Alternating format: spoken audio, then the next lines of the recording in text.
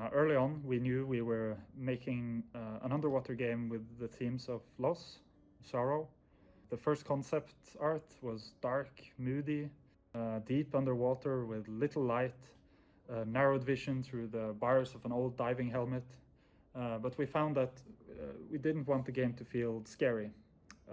There should still be a nerve, but not because you were afraid of things jumping out from the dark or swimming out from the dark, but more focused on what's going through the head of the main character as they're trying to come to terms with a horrible event that happened earlier. Another thing that I found quite interesting and captivating was one of the stories that he had heard of a deep sea diver hallucinating people that had passed underwater. And when Kjartan created the concept of the dead diver, that was such a haunting image. So when you dive deep, you can get a state called hydrogen narcosis. It's a state that can cause disorientation, confusion, and hallucinations. So we played with this idea that maybe the player could see a dead diver representing the sorrow of someone you knew who died in an accident from before, with broken glass in their helmet, their lifeline cut, and a flickering lamp. But it gave too much of a horror vibe, so we decided against it.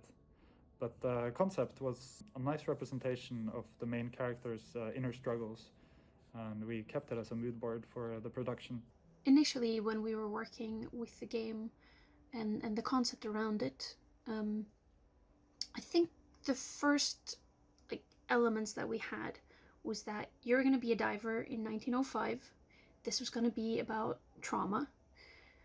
The dead diver had to take part somehow. And we actually had this image of one of the first scenes, some of the dramatic things that happen on the ship in the beginning, and the very last scene. And those were kind of stuck with me from the very beginning, and then it was really up to us to try to film the blanks in between. The interactions and animations were inspired by real-life deep dives into sunken shipwrecks. The atmosphere of the deep sea was something we wanted to highlight as something beautiful and melancholic. There is something intriguing about seeing the videos of shipwrecks being explored. This place that used to be a home with familiar objects and memories, now smashed and rearranged in a strange underwater world. We wanted to capture this feeling with the environments, using the mysterious underwater lights and the atmospheres to give this beautiful otherworldly feeling as you walk around exploring.